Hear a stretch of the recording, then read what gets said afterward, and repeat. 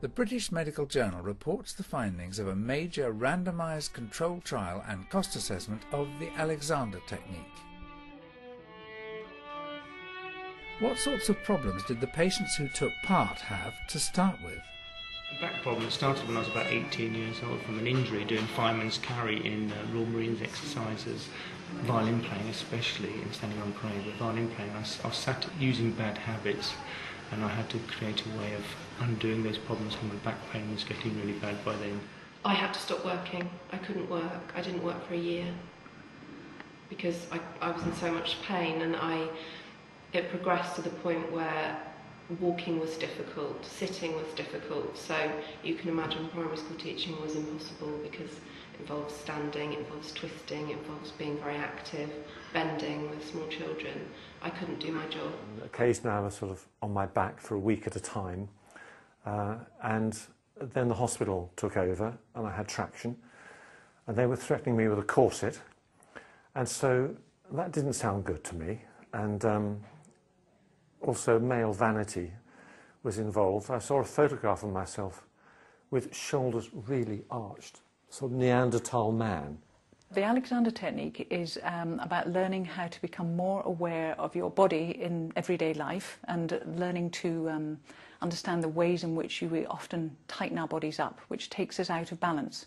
And when we're out of balance, and obviously when we're engaging with different tasks, whatever it might be, lifting chairs or sitting at the office or making the beds or hoovering, whatever, then we need to be able to use our body in a balanced, light way rather than some of the habitual ways that we have learned throughout our lives.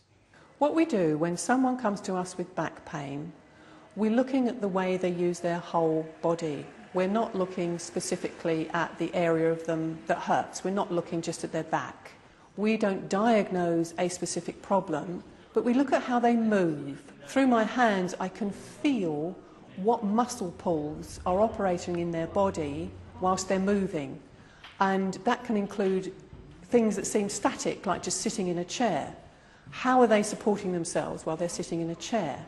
I'm looking at all this, and I'm helping them to work out how they got into that situation. When you're born with a natural balance and poise, and coming along for lessons will help you get back in touch with that. So when you watch young children running around and moving freely, we all have that in us potentially. Obviously, as you get much older, then that does begin to change. But there's a lot of balance and freedom available to us, and we just don't realise that half the time.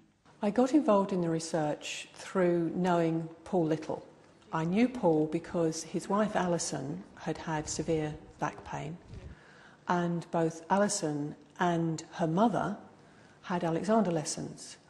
So Paul saw at first hand two people to whom he was very close benefit hugely. Paul Little was the leading author on both of the BMJ's reports, and he knows such studies must be conducted with scientific rigour. I would expect people to be sceptical. I'm a sceptical chap myself. I'm a professional researcher as well as being a GP, and you should be sceptical. I think there are a lot of complementary things on offer, and patients and doctors want to know what actually works, and the only real way of showing what works is reasonable research. So I think it's important to have good evidence for both patients and doctors. The results that we get from it with a large trial are likely to be robust. It's not just 600 patients, it's 600 patients across a whole range of practices in southern England, with getting on for 30 teachers and lots of massage therapists. So you can't attribute these results to just one particularly good enthusiastic teacher. When Richard came for lessons, his back pain was interfering with his life and his passion, which is playing the violin.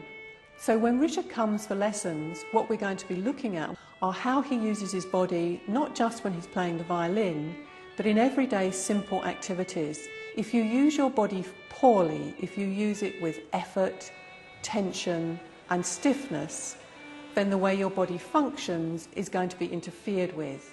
And functions such as mobility, functions such as circulation, functions such as respiration are all interfered with by poor body use.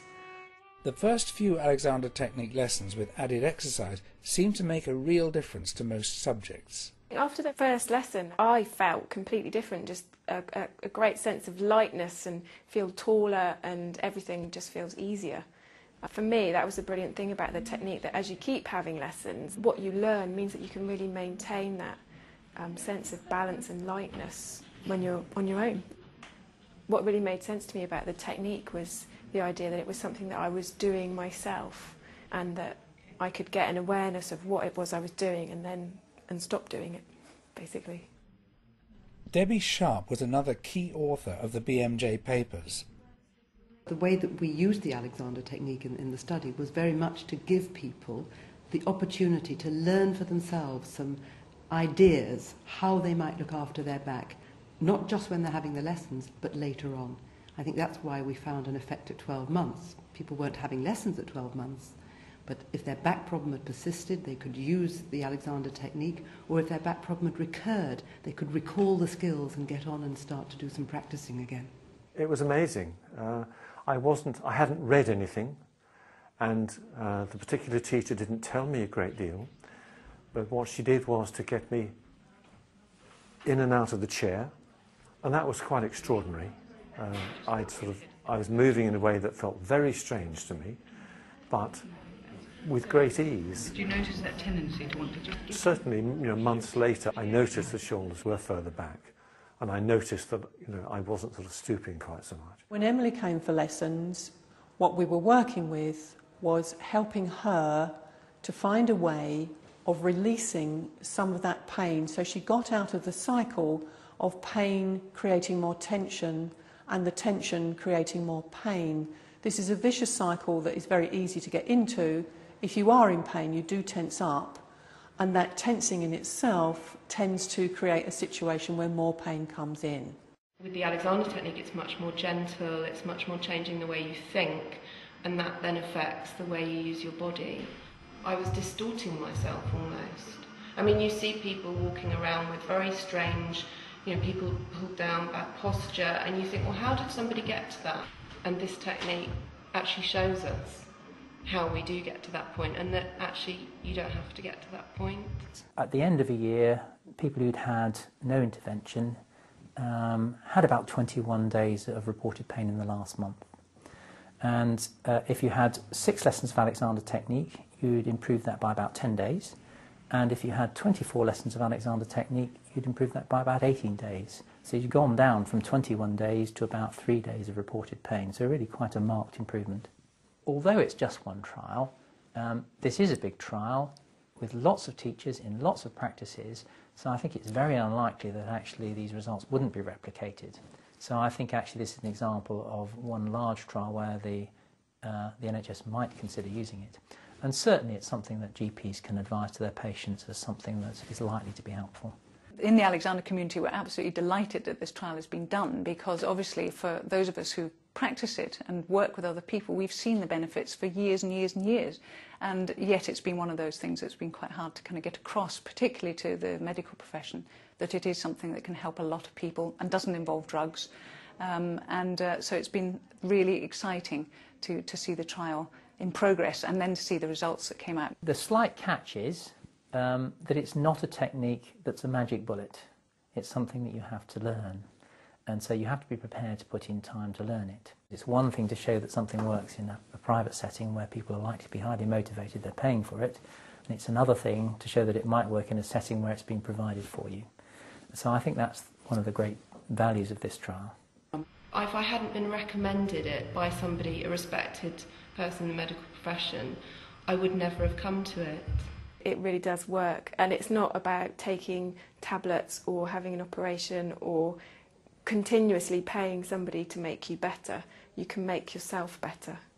I think thousands of GPs are very keen to find something that's going to help their patients with back pain. If you think about the fact that you've just got one back, only one, nobody's going to give you another one, unfortunately. And for the cost of, say, a holiday, you can invest in learning to look after your back, learning to look after yourself in a way that's going to last you the rest of your life. I think that's got to be good value for money.